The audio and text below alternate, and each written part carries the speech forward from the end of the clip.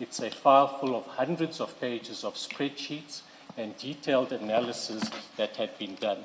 So we expected to have been sitting here dealing with Mr. Suleiman's evidence yesterday, and I said to you on the hoof, expected to go through all of this. Clearly, one can just estimate they literally hundreds of pages, and let me show you, if you can see from where you are, what they look like. The documents look like this. Intense line items of hundreds and hundreds, if not thousands, of transactions. Now, it might be that the Commission says it's not intending to refer to all of those transactions, but we have simply not had an adequate or fair opportunity to deal with this. So I want to deal with all of this formally in an application, and I'd like to stand down to bring that application. I think for current purposes, if we have till 12 o'clock, we should be able to get the application out. Okay, South Africa, pause right there. What you are watching is not a new Netflix courtroom drama. This is an actual commission of inquiry where investigators have just dropped hundreds of pages of financial spreadsheets onto the table. According to the evidence leaders, municipalities allegedly paid over 330 million rands to companies linked to ANC Treasurer Sulman Carrim. And before the hearing even properly begins, the lawyers are already arguing about who saw the spreadsheets first. Welcome to South African politics, where the money is complicated and the documents are endless, and the drama starts before the evidence even lands. Yes, Mr. Shaskalson. Chair, there are two separate issues to address here. The first is the hundreds of pages that Mr. Barnes is brandishing around, and the second is the bank statements for 4 months of Tasmika Construction and Medicare. Let me deal with the spreadsheet first. We will not refer to a single one of those pages. We've made that clear to Mr. Carrim's team. Why we gave it to them is that there is an infographic on page 505 of the bundle that they've had for some time. What we sent them electronically, and the infographics provides a summary of payments from municipalities in the area in respect of which Mr. Carrim is the ANC treasurer, to companies owned by Mr. Carrim. And it gives a breakdown of where the 336 million or 332 million that these municipalities have paid to Mr. Carrim, where it comes from. The infographic provides a summary. We thought that Mr. Carrim would want to know where we got the infographic from, so we gave him a spreadsheet with line items of every single transaction reflecting a payment from one of those municipalities to a company of Mr. Carrim, with tabs broken up by company. And we made clear to him we're not going to refer to any of those line items. They are totaled, but if he wants to total them himself just to check that our numbers on the infographic are right, he can do that. If he wants to dispute any of those transactions, he can do that. Now, let's pause again, because that number deserves a moment of silence. The investigators are saying municipalities paid over 330 million rands to companies connected to the ANC treasurer. 330 million rands. That's not pocket change. That's the kind of money that could fix potholes, repair clinics, or maybe even keep Eskom running for a week. But instead, according to this evidence, it may have been traveling through a very interesting network of companies. He had that electronic spreadsheet, which is really the only sensible one. For how long has Mr. Carrim had what you say is at page 505? 505 was served with the rest of the bundle on Friday. The electronic spreadsheet was emailed to him yesterday morning before the commencement of proceedings. It was always explained to him that we are not going to refer to any line items on the electronic spreadsheet. That leaves the bank statements for Tasmika and Medicare that were provided this morning. And the background to their discovery is the following. Yesterday in evidence, Mr. Carrim told us for the first time that he had had sight of Medicare bank statements over a period in 2024. This was material that should have been put in a statement, which in turn ought to have been furnished Friday, not last week, but the week before. It wasn't put in the statement, which was furnished 5 days late on Wednesday. So we hear this for the first time yesterday. Following from that, I was going through the Medicare bank statements at 5 o'clock this morning, looking to see what SAPS inflows were there to interrogate the version of Mr. Carrim in relation to the terms of his loan agreement and the idea that he was going to get 10% of all SAPS inflows, but he had waived all of that. I wanted to see how much money he had waived. While I was looking for that purpose, I stumbled across the fact that there were 2 substantial payments from Tasmika Construction, another company of Mr. Carrim, into Medicare 24, which he didn't mention in his statement, and which I would like to ask him about because he certainly should have mentioned them in his statement. The one payment is a payment of 1 million on the 27th of June 2024. The second payment is a payment of 1.12 million on 7 October 2024. There is no innocent explanation for just overlooking the fact that more than 2 million rands beyond what you have disclosed also happen to be paid. The reason that... Now, here is where the story becomes even more interesting. The investigators say they woke up at 5 a.m. to review bank statements. And while digging through the financial records, they found 2 payments that were never mentioned before. One for 1 million rands, another for 1.12 million rands. Just casually sitting there like forgotten groceries in the fridge. Except those groceries cost over 2 million rands. These documents were made available to his legal team today and not earlier was, first of all, he filed his statement late. Second of all, in his statement, he didn't disclose these payments. Third of all, in his statement, he didn't disclose the fact that he was he had sight of the bank transactions on Medicare 24. If he had honestly performed his obligations in any one of those 3 respects, they would have had these bank statements more than a week ago. So they can't complain about getting them now. And the bank statements really reflect 4 payments, two payments which I've described on both sides. If they want 45 minutes to take an instruction from Mr. Carrim, if they want an hour to take an instruction from Mr. Carrim, I can understand that. They need to understand what his version is, whether he was concealing them, whether there is an innocent explanation. But an hour is more than enough to do that. They then make the allegation that the contra spreadsheet that we gave them just to show that not only do these numbers match, but in fact, they are shown by FNB to be the same transaction by virtue of the contras. They make the suggestion that we have had that document and withheld it from them. That is a very irresponsible suggestion.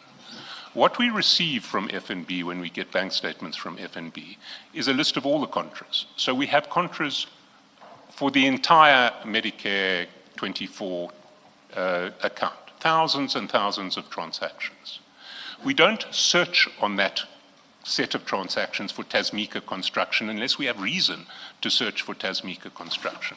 This morning, I had reason to search for Tasmika Construction. So I searched for Tasmika Construction and identified the two entries that were provided to them this morning. I then copied those 2 entries into a separate spreadsheet this morning, sometime between 5 and 6, and gave it to them. Nothing has been withheld from them. They received that spreadsheet within 15 minutes of its creation. They can look at the metadata of the spreadsheet. So in our view, they are entitled to a short stand down to take instructions on the documents that they withheld from us and that we have now discovered. or the information that they withheld from us and we have now discovered, they're certainly not entitled to a postponement. Thank you. Thank you, Mr. Shoskelstein. Chair, just to be clear, Yes, this yes. is not the postponement application. This is a request for a stand-on to prepare the postponement application. The attitude adopted by the Commission leaders is continuously to point fingers to Mr. Carrim and his legal team when failings on the part of those evidence leaders are exposed. I'm not going to deal again with the statement being late because that is factually incorrect. But what we are entitled to do is to test what's in the infographic. As our learned friend himself accepts, the infographic is somebody else's creation of a summary. He appreciates that we needed the source documents, yet he put up the infographic, as you point out, as late as Friday afternoon, and with these source documents only coming on Monday morning whilst we were driving to the Commission, or maybe slightly before. So it's no satisfactory answer to say, we will not rely on any one of these documents. You are relying on the infogram, which is the reconstruction or summary of what is contained in here. We are entitled to check that. We are entitled to interrogate the infogram, and we are entitled to interrogate the information that you rely on for that. In relation, and we foreshadowed this yesterday in an attempt to avoid a postponement, which we also alerted the Commission to in the correspondence over the weekend. We said we did not want to apply for a postponement, but if documents and information was going to be withheld, we would be forced to do so. At that stage, we were writing about the transcripts pages. We didn't know what else they had up their sleeve, but we said we confirm, as a result of your failure to provide us with this information, we are compelled to advise that we may be left with no alternative but to seek a postponement to enable us to properly prepare our client on the supplementary bundle now provided. That's the Friday bundle.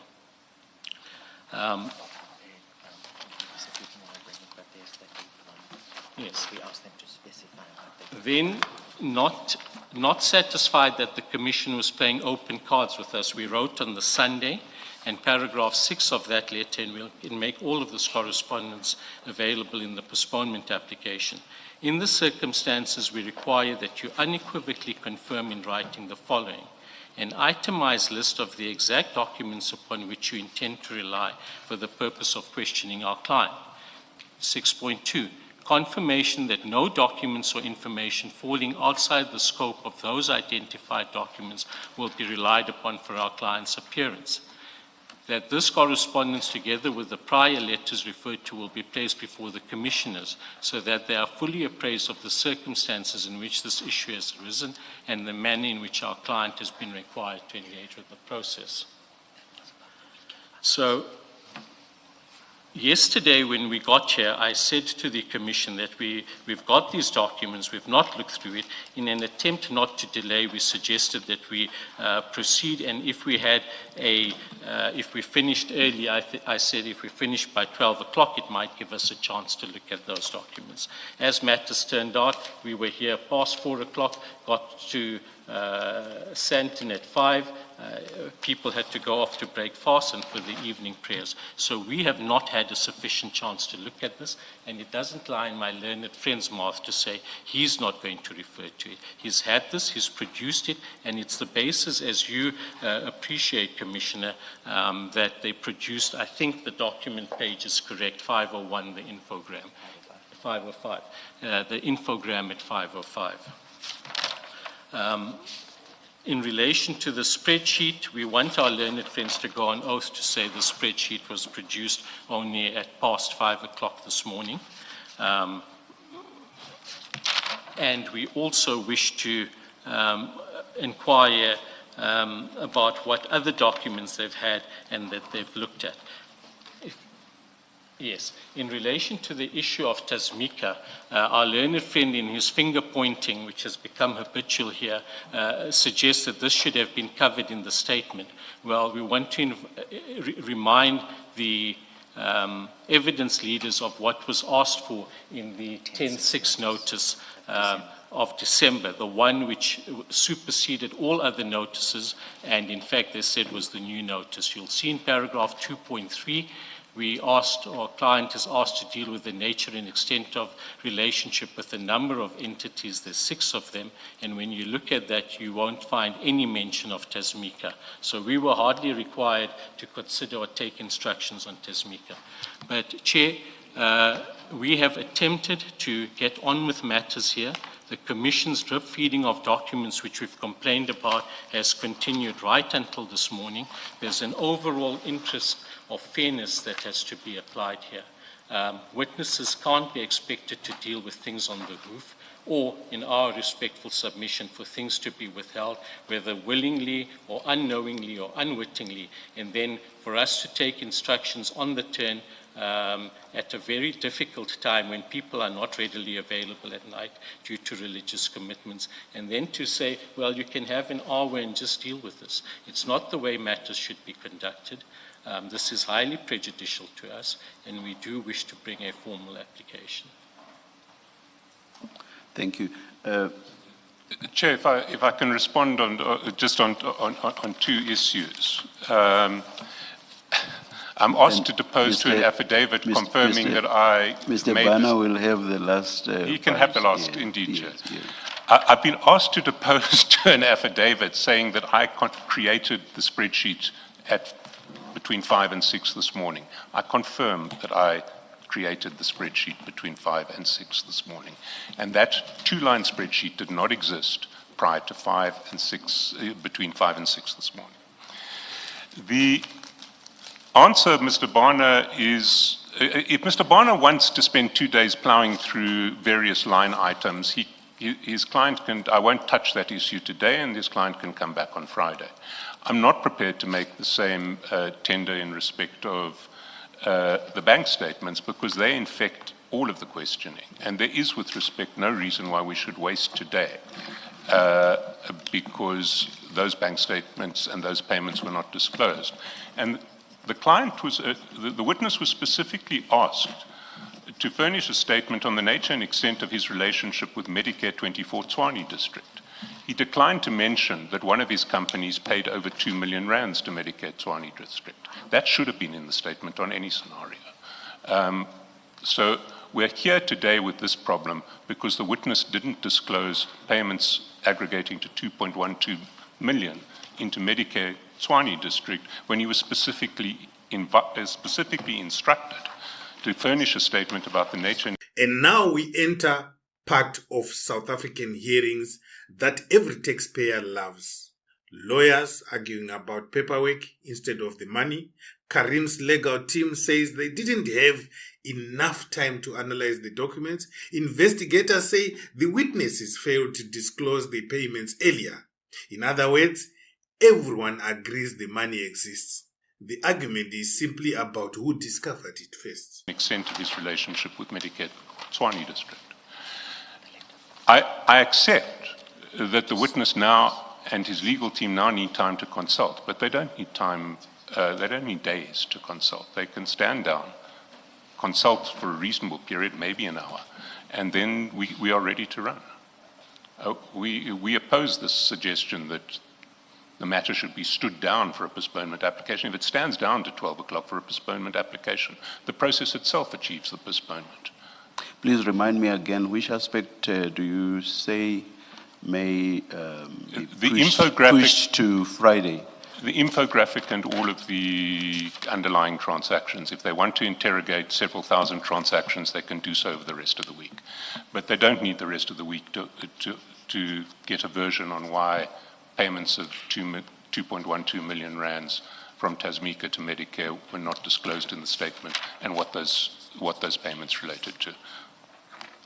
Thank you, Mr. Chaskalson. Any response? Yes, thank you, Chair. Firstly, our learned friend concedes that the documents given this morning infect all of the questions. That alone should show how significant they are and why we shouldn't be just given an hour to look at the documents and to deal with that. But secondly, in relation to the point he keeps making, and loosely without referring to what the Commission actually inquired or required, the suggestion that because there was a request to deal with the relationship with Medicare, this should have been disclosed. What was not asked for in the statement is for any of these companies to deal with their relationship with Medicare, let alone Tasmika, who doesn't even feature in the 10.6 notice. The notice at the relevant paragraphs ask Mr. Suleiman Carrim personally to provide a statement, and it says the nature of your relationship with Mr. Kat Matlala, Senzo Mchunu, and General Firoz Khan, the role you performed for Mr. Matlala, and then 2.3, the nature and extent of your relationship with the following individuals. There's no mention here of dealings of his many companies with anyone, let alone with Medicare. Can I ask Mr. Bana, on that last point, if you take that attitude that there is no mention of explaining the relationship of his companies with Medicare, why does he tell us about the Ziggy 10 million rand payment? Because that is a payment from a company. Yes. That he is happy to disclose voluntarily. Yes. He disclosed it, and please make me understand why does he not think, or why you think that a disclosure about this later payment now doesn't fall in the same category? Yes. There are two answers to that, but something else I'm going to make in submission. Firstly, when he deals with Ziggy, Ziggy is specifically mentioned in the 10.6 notice.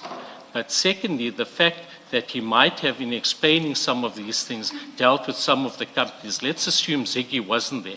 Doesn't mean, therefore, I'm dealing just with a point to say you should have gone and investigated and disclosed in your statement, Tasmika, the culpability point. I'm saying there's no culpability here for him not dealing with Tasmika. We are a commission of inquiry, which is fact-finding. We want to know when I think it doesn't sit well for a witness, by the way, a witness of the commission. Everyone unless you have a different understanding of the people that are appearing before us here, they are all called by the commission to come and testify, and Mr. Carrim is no different.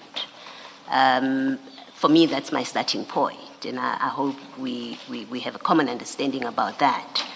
And when they are called and they are asked questions or they are asked to address issues, the expectation is they will not be technical. They will not rely on, I will not say that what the commission doesn't know. They've asked me to come and explain my relationship with Medicare. If he speaks to Ziggy clearly, even if the notice from the commission mentions Ziggy, it's clear from that, I would have thought, that the commission is interested in the entities, that he's got his personal relationship and his entities. And if he intended to be open with the commission, I would have expected that he would speak to all the entities, including ones that are not mentioned in that notice, because he accepts that he's being called to come and assist us. No. To determine the facts. No, there's a false basis of what you're putting to me, a false premise. The witness is guided by what he's required to deal with in the summons and in the notice. And now he's here. Okay, and now he's here. Can I finish okay, my let me just clarify myself so that when you finish your story, you can address what I'm wanting to clarify, because you're doing this for my benefit, not for your benefit. It's to help me understand what it is we are dealing with here. The witness is called here to come and assist us in our fact-gathering process.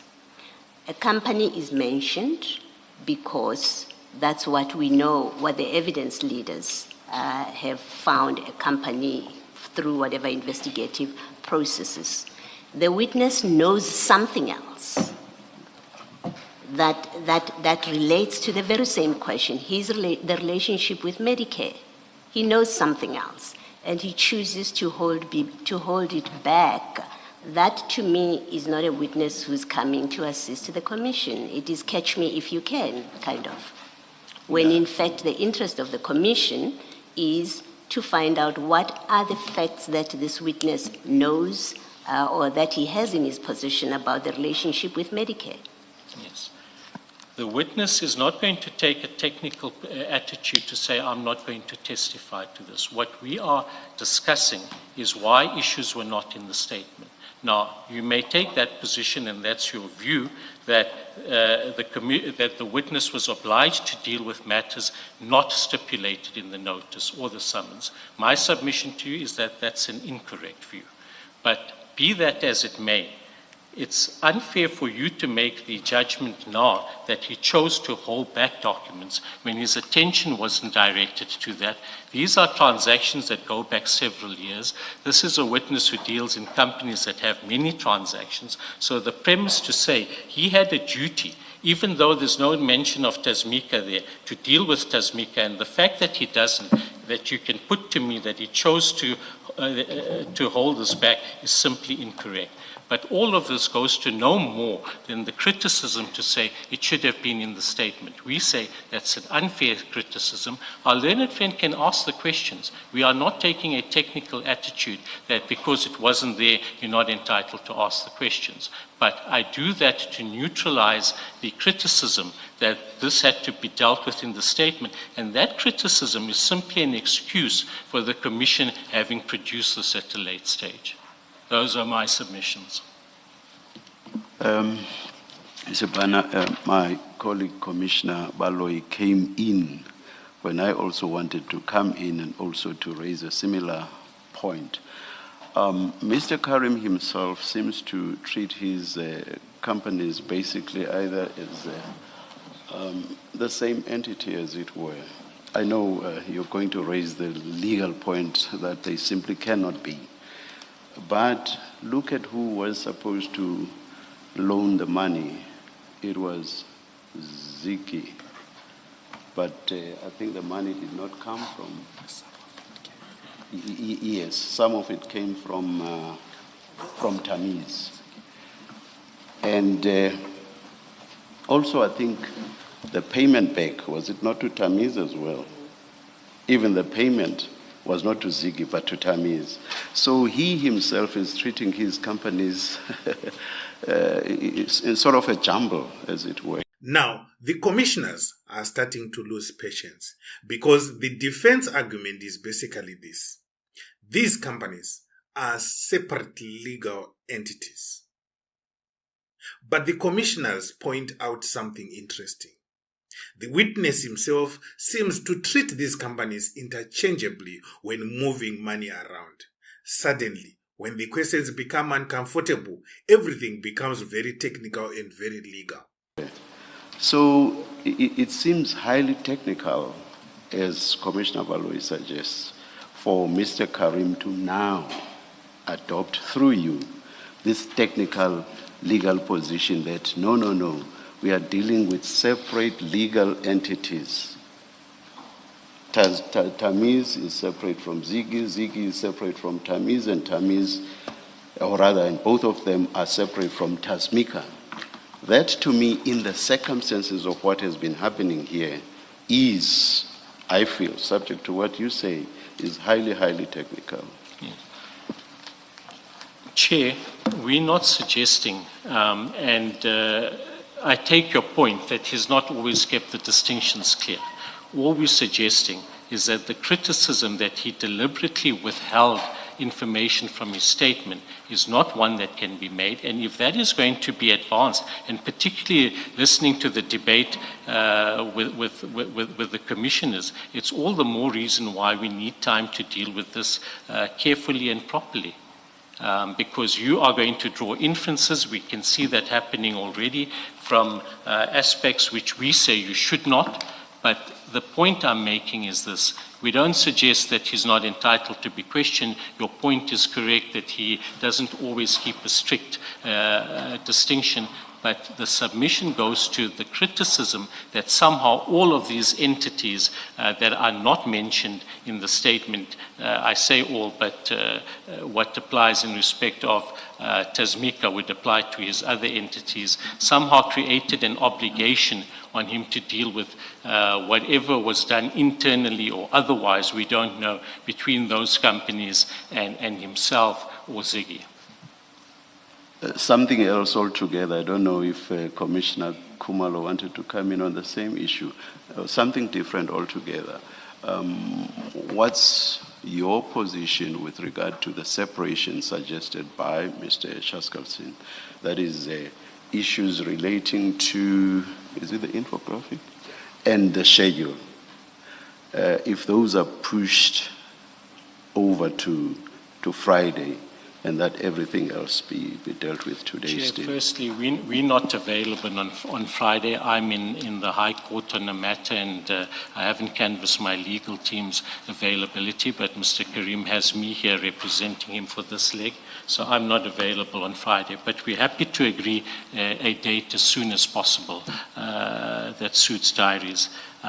We say there's no prejudice in holding over all of this to when Mr. Carrim comes back. It's clear his evidence can't be completed today. It's clear that with the stand-on, we in any case going to eat up into a substantial portion of today. My learned friend suggests a 45-minute or a 1-hour stand-on. It's not in his mouth to suggest that. I don't know how long I'm going to need, but I'm going to do this carefully, and I'm going to take proper time to do so. If we are not inclined to adjourn so that you should prepare a postponement application, if our inclination is to give you time to consult, what time would you suggest? Mr. Shaskalsin has suggested 45 minutes to an hour. What would you suggest? Chair, I think at least 2 hours, and I'll come back to you if I need more time. But I do want to say, it seems then that you've prejudged an application that Mr. Bana, I take strong exception to that. No. You know, and you are an experienced counsel, you know that people presiding, let me use the court, the example of courts, you know that judges will engage you during argument, engage you to an extent that you will think they are against you.